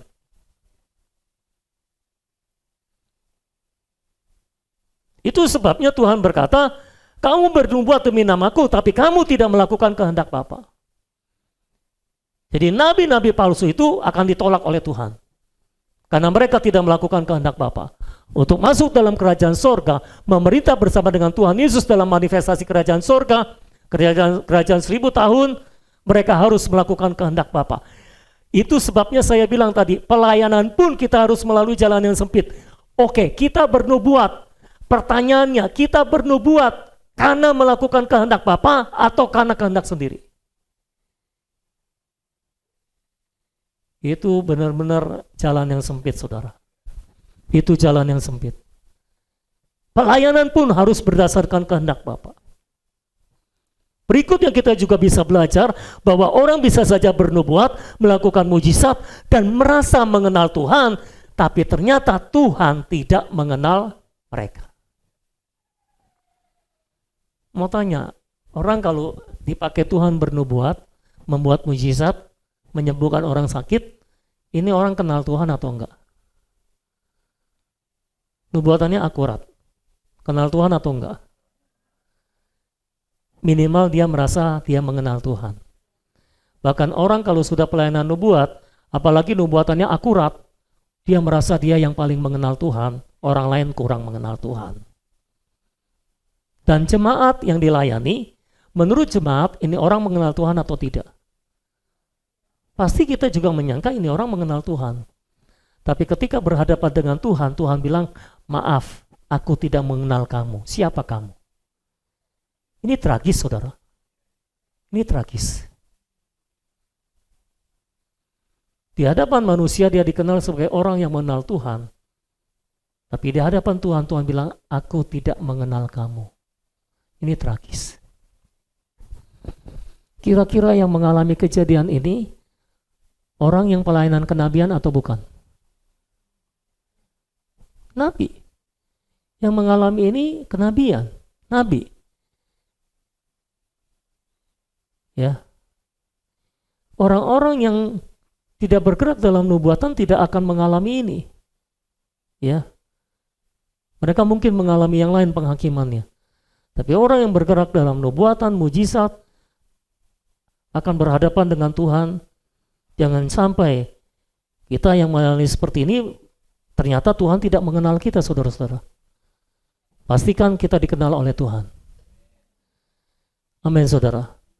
Pastikan kita dikenal oleh Tuhan. Itu sebabnya berkali-kali berulang-ulang saya berkata, hati-hati dengan sistem penilaian kita, karena sistem penilaian kita seringkali berseberangan dengan Tuhan. Berbeda dengan Tuhan. Perhatikan Wahyu pasal 2, pasal 3, MYT kan sedang membahas Wahyu pasal 2, pasal 3 ini, saudara-saudara. Ya. Itu rata-rata gereja salah paham dengan Tuhan, beda pikiran dengan Tuhan. Gereja di Efesus merasa mereka adalah gereja yang wow. Tapi Tuhan berkata, engkau kehilangan kasih mula-mula. Gereja di Laodikia merasa kaya dan telah memperkaya diri mereka. Tapi Tuhan bilang, kamu ini miskin, melarat, buta, dan telanjang. Beda penilaian. Jemaat di Sardis dikatakan, kamu dikatakan hidup padahal mati. Jadi kelihatannya hidup padahal mati, orang-orang bilang dia hidup, padahal bagi Tuhan dia mati. Hati-hati dengan sistem penilaian kita. Jangan sampai kita menyangka kita hidup, tapi Tuhan bilang kita mati. Jangan sampai kita merasa kita benar, tapi Tuhan bilang kita salah.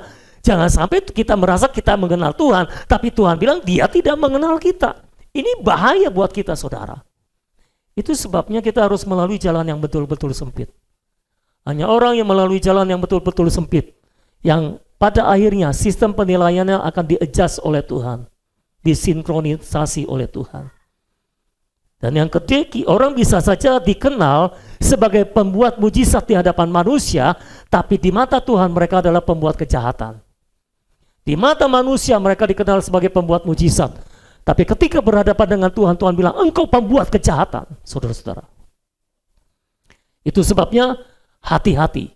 Jangan sampai kita dikenal secara berbeda, daripada orang mengenal kita di dunia ini atau kita mengenal diri kita sendiri secara berbeda dengan Tuhan. Oke, kesimpulan. Pelari dalam perlombaan apapun harus berlari pada jalur yang tepat. Anda boleh berlari lebih cepat daripada yang lain, namun jika tidak ada di jalur yang tepat, akan dianggap tidak sah. Jadi saudara harus berlari di jalur saudara. Dan kalau saudara berlomba lari, harus ada di jalur yang tepat. Saudara bergeser dari jalur, saudara dianggap tidak sah. Sekalipun saudara lari lebih cepat daripada yang lain, jadi juara, tapi kalau saudara menyalahi jalur, saudara tidak tepat, saudara didis namanya. Saudara dianggap tidak sah. Jadi pastikan kau berada di jalur perlombaan yang tepat. Banyak pekerja Kristen tidak dibatasi oleh jalur sorgawi. Mereka merasa telah melakukan banyak demi nama Tuhan dan untuk Tuhan. Namun dalam pandangan Tuhan, pekerjaan mereka adalah pelanggaran terhadap jalur sorgawi. Itu sebabnya pekerjaan mereka dikategorikan sebagai kejahatan. Jadi mengapa pekerjaan mereka dianggap sebagai kejahatan? Karena mereka melanggar jalur sorgawi. Yang mereka lakukan tidak tepat seperti yang Tuhan katakan dalam Alkitab dan tidak melakukan kehendak Tuhan, saudara-saudara. Yang terakhir, kita memiliki jalur sorgawi di dalam kita. Jadi jalurnya ada di dalam kita, yaitu jalur hayat ilahi dan sifat ilahi, dan kita dapat mengetahui di mana kita berada, apakah di jalan yang sempit atau di jalan yang luas. Marilah kita membangun hidup kita menurut sifat Bapa. Perhatikan, jalurnya ada di dalam kita.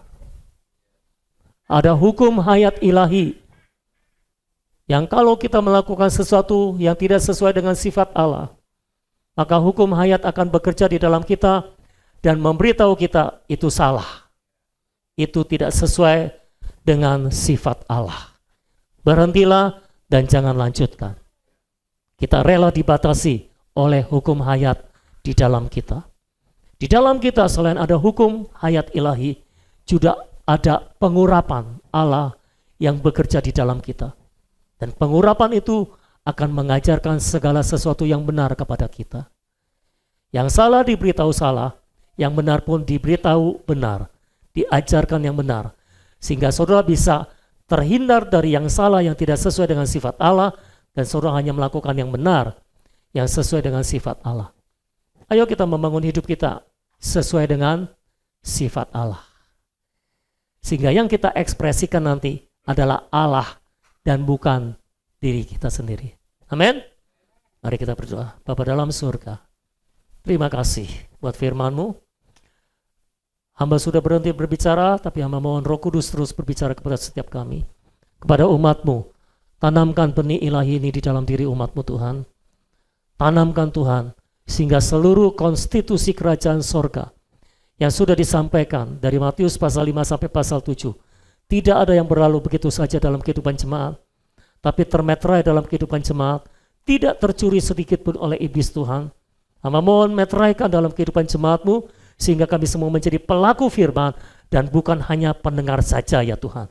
Terima kasih Tuhan, terpujilah nama Tuhan untuk selama-lamanya, dan tolong kami untuk memeteraikan ini dalam persekutuan kami di antara saudara seiman, dalam nama Yesus. Amin. Beberapa menit saya berikan kesempatan untuk saudara yang mau berbicara. Silakan.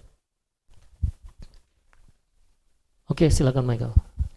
Ya, dari khotbah hari ini saya benar-benar menyadari ya betapa pentingnya untuk kita terus menikmati Kristus sebagai makanan dan minuman kita, supaya kita nggak diselewengkan oleh ajaran. Karena kalau kita kembali lagi diselewengkan pada ajaran, maka kita tidak akan pernah bisa memperhidupkan Kristus. Yeah. Karena ajaran itu sifatnya Taurat, tapi kalau hayat itu sifatnya kehidupan. Jadi menikmati Kristus sangat penting bagi hidup saya ya, hidup kita semua. Amen. Jadi menikmati Kristus itu adalah suatu keharusan, makan dia dan minum dia setiap hari. Amen. Dan saya juga percaya pada waktu kita menikmati Kristus, makan dan minum dia setiap hari, itu kita akan mampu memperhidupkan Kristus dalam diri kita, sehingga tadi kan dikatakan bahwa kita tuh punya jalur sendiri ya, jalur lari sendiri. Dan kita nggak bisa melakukan apa yang orang lain lakukan kecuali Tuhan yang meminta kita untuk melakukannya di dalam diri kita. Jadi untuk hidup dalam jalur sorgawi itu mau nggak mau memang Kristusnya harus diperhidupkan sehingga dia tuh kayak aktif di dalam kita. Ya. Sehingga kita tuh benar-benar pengurapan yang di dalam itu benar-benar menuntun kita pada jalur sorgawi kita yang sebenarnya, sehingga kita tidak kayak tertarik untuk melakukan apa yang orang lain lakukan gitu. Kalau kita lihat mereka melakukannya, bagus ya begini ya, tapi kita nggak tertarik karena kita ada di jalur sorgawi kita sendiri yang ada di dalam kita ini. Makanya itu benar-benar penting sekali saya rasakan, Tuhan itu memang harus hidup gitu di dalam hidup kita gitu, supaya kita benar-benar bisa berjalan di jalur sorgawi itu. Ya, amin. Oke, silakan, ada lagi yang lain? Ya.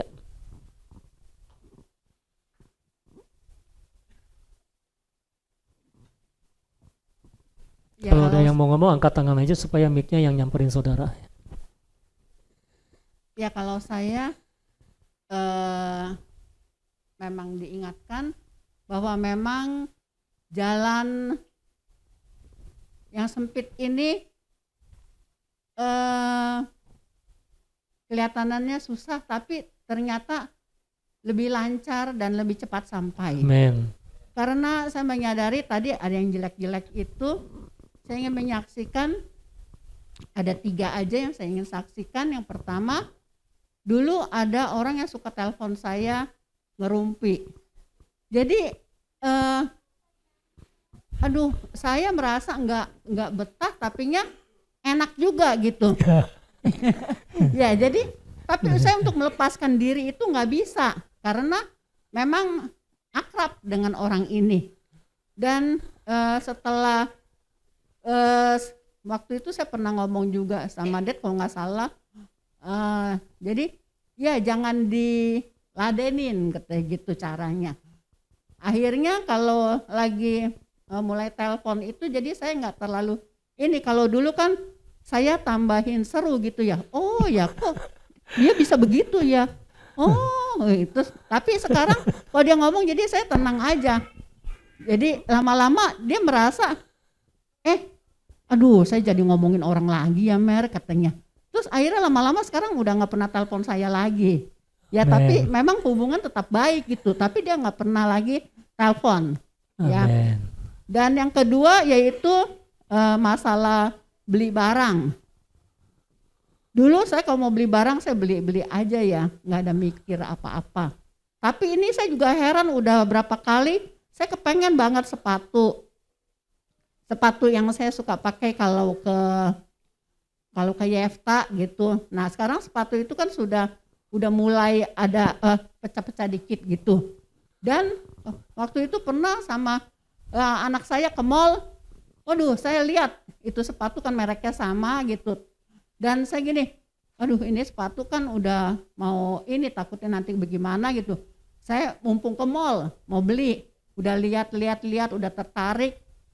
Tapi kok kenapa yang di dalam saya itu kayak nggak nafsu gitu buat belinya. Jadi saya juga bingung. Saya udah ambil, saya lepas lagi. Saya lihat lagi, saya lepas lagi. Akhirnya lewat udah. Dan kemarin ini ke mall lagi, mall yang lain. Ada lagi tuh sepatu. Waduh nanti ini sepatu takutnya nggak ada lagi nih. Kapan lagi? Kan saya ke mall juga jarang-jarang ya, saya bukan orang yang suka ke mall gitu. Nah, saya udah lihat-lihat, wah yang itu sepatu saya pengen beli tuh, saya udah bilang. Dan saya kepengen banget, tapi nggak tahu kenapa ini di dalam saya juga bingung sekarang ya. Dia kan itu sepatunya belum rusak, nggak usah. Jadi saya pikir nanti kalau rusak, belum ada gantinya, saya belum ke mall bagaimana. Tapi nggak tahu yang di dalam saya ini, udah nggak usah beli, nggak perlu, nanti aja tunggu rusak gitu. Jadi akhirnya saya diajarin untuk nurutin pengurapan yang di dalam, ya oh begini kali ya mesti ikutin, ya udah ikutin lagi. Jadi sampai sekarang saya belum beli saudara. Amin lah. Amin. Dan yang ketiga itu, kalau saudara mau tahu ya, dulu kan saya duduk di belakang tuh. Itu kalau ibadah maksudnya ya. Ya kalau ibadah. Itu kan saya suka ngelenggut gitu, yang ngelenggut itu ngantuk saudara. Kalau firman Tuhan itu, kalau nyanyi kan seru, tapi kalau udah mulai firman Tuhan tuh mulai ngantuk. Jadi saya suka dicolek-colek tuh sama yang di belakang saya. Diingetin, anak saya juga kadang-kadang mami gitu. Ya tapi saya sekarang juga saya bingung. Ini udah berapa lama banget, saya tuh nggak pernah ngantuk. Amin. Duduk di depan sini ya. Jadi tanpa saya usahakan itu hilang sendiri ngantuknya. Ya, jadi saya nggak tahu kenapa, apa dekat si Eko apa. Ya tapi saya puji Tuhan, semua yang jelek-jelek itu bisa hilang dengan sendirinya. Amin. Amin. Amin. Ya. Itu sebabnya saudara, cara membangun yang dulu, saudara begitu bersemangat ketika puji-pujian, ketika dengar khotbah, ngantuk. Itu kan nggak benar. Ya kan saudara? Kalau setiap kali saudara dengar firman saudara ngantuk, ada sesuatu yang salah dalam diri saudara. Iya kan? Kalau saudara memang cinta kebenaran, rindu kebenaran, setiap kali kebenaran ditaburkan, saudara bergairah harusnya, bukan tidur. Saudara jauh-jauh datang mau mengharapkan kebenaran. Ketika kebenaran ditaburkan, saudara tidur. Kan sia-sia kedatangan saudara kan? Jadi sebetulnya, ini sebetulnya perkara roh saudara sehat atau enggak sih?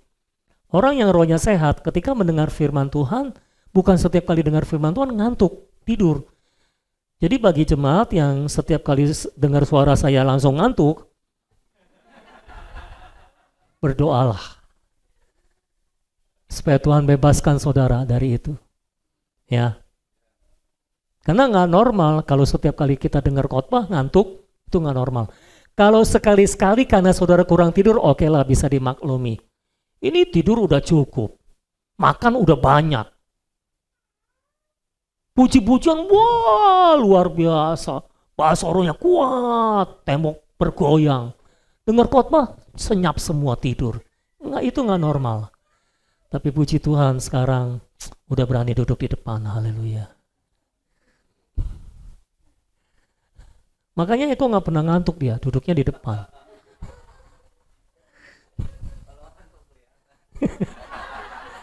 Loh, tapi ada loh, walaupun sudah duduk di depan tetap tidur ada loh. Betul ada, bukannya nggak ada. Jadi ini sebetulnya bukan soal duduk di depan atau di belakang juga sih.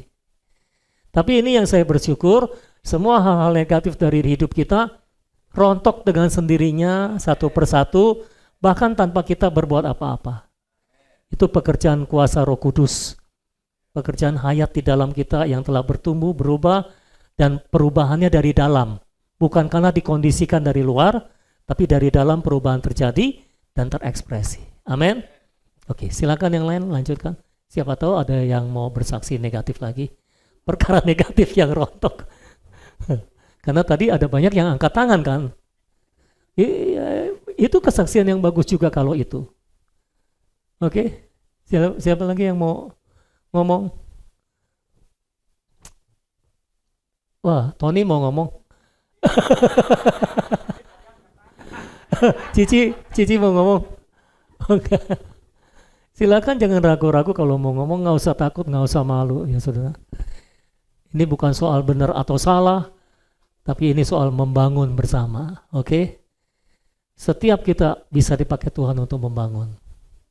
Jadi besarkan hati saudara, beranilah berbicara. Ada lagi? Andre silakan.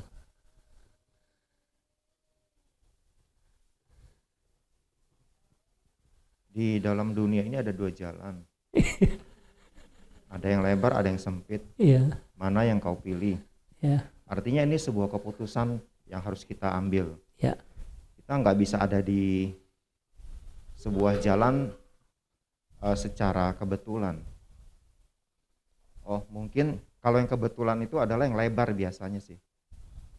Untuk ke jalan yang sempit itu perlu suatu keputusan yang kita ambil untuk ada di situ. Ya. Seringkali kalau kita ngambil keputusan, kita ada di jalan yang lebar itu. Ya. Karena memang susah sih untuk masuk yang sempit itu, butuh tekad, butuh keputusan untuk melaluinya. Ya. Jadi saya perlu memutuskan setiap hari untuk melewati jalan yang sempit itu. Ya. Kebanyakan orang yang lewat di jalan lebar itu nggak sadar kayaknya sih. Tapi kalau ada terang Tuhan, ada tanda-tanda yang ditunjukkan, harusnya kita putar balik ya. Kalau memang Ya. kita sudah salah lewat jalur gitu. Setiap kita itu sedang on the way sih semuanya. Ya. Sedang melewati sedang melakukan sebuah perjalanan. Hanya kita sedang lewat yang mana gitu. Karena itu sedikit, berarti kita perlu hati-hati Ya. untuk ngecek kita sedang ada di jalan yang lebar atau di jalan yang sempit.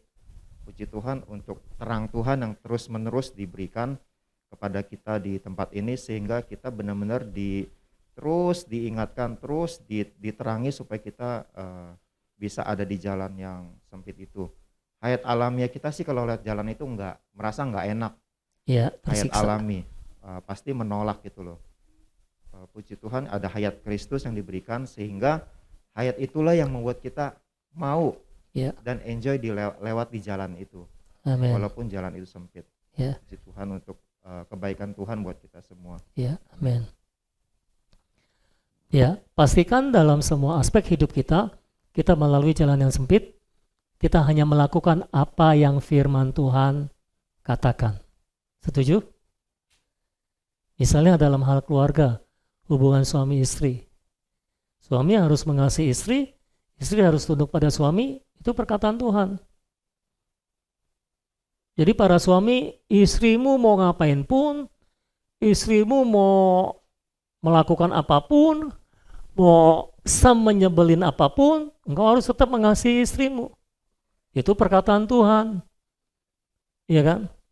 Kita nggak bisa berkata, Tuhan, dia nggak tunduk sama saya, dia nggak mau hormati saya, bagaimana saya bisa mengasihi Tuhan? Itu opini. Perkataan Tuhan adalah, suami harus mengasihi istri. Kalau yang berlainan dengan itu, itulah opini saudara. Nah, ketika saudara membangun hidup di atas opini saudara, artinya saudara sedang membangun hidup di atas pasir. Membangun rumah di atas pasir. Dan itu sebabnya keluarga saudara akan cepat goncang kalau ada badai. Ya. Keluarga yang dibangun di atas dasar perkataan Tuhan, saya yakin akan kokoh kuat. Mau ada badai apapun juga. Istri harus tunduk pada suami. Tuhan, suamiku bodoh. Lah, siapa yang suruh kawin sama orang bodoh? Kan pilihanmu sendiri. Iya. Maafkan saya kalau benar. Maaf. Suami saya lebih bodoh daripada saya. Mau dia lebih bodoh daripada saudara, perkataan Tuhan adalah engkau harus tunduk pada suamimu. Dia mau kayak apapun, perkataan Tuhan adalah engkau harus tunduk pada suamimu. Nggak bisa Tuhan, saya nggak bisa tunduk sama dia. Habis saya tunduk sama dia, itu opini. Dan jangan membangun rumah di atas opini, tapi di atas dasar perkataan Tuhan. Amin saudara. Nah, tunduk dengan taat itu beda ya saudara. Tunduk bicara sikap hati, taat itu bicara perbuatan. Saudara bisa saja tidak taat kepada suamimu, tapi tetap harus dengan sikap hati yang tunduk. Karena ketika suamimu menyuruh saudara melakukan sesuatu yang bertentangan dengan firman Tuhan, saudara berhak untuk tidak taat. Tapi tidak taatnya dalam keadaan tunduk, dalam sikap hati tunduk. Itu dua hal yang berbeda. Ya. Jadi yang penting sebetulnya sikap hatinya ini dulu, sesuai dengan firman Tuhan, tunduk.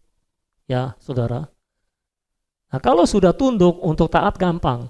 Tapi kalau sekali waktu suamimu memang tidak sesuai dengan firman Tuhan, engkau bisa tidak taat, tapi engkau tidak taatnya dalam sikap hati tunduk. Itu dua hal yang berbeda. Ya. Perlakuan orang tua terhadap anak diatur juga dalam Alkitab. Anak terhadap orang tua diatur. Konstitusi kerajaan sorga lengkap kok. Enggak ada satupun yang lolos semuanya. Tentang hidup kita bagaimana, semua ada dalam Alkitab. Jadi untuk kita bisa membangunkan kehidupan yang kokoh kuat, yang kalau ada badai kita nggak tergoncang, kita bisa. Karena Alkitab memperlengkapi kita dengan itu. Dan dengar yang tadi saya berapa kali bilang, saya percaya kalau kita melakukan firman secara tepat, pasti ada hasilnya. Yang tidak ada hasilnya adalah kalau kita melakukan firman tidak tepat. Itu tidak ada hasilnya. Tapi kalau kita komit, fokus, strict melakukan firman secara tepat, ada hasilnya pasti. Kalau tidak hari ini, besok. Kalau tidak besok, bulan depan. Kalau tidak bulan depan, tahun depan. Pokoknya sekali waktu, pasti kita melihat hasilnya. It's only matter of time. Cuma soal waktu, kita akan melihat hasilnya. Amin. Yuk kita berdoa. Kalau sudah tidak ada lagi.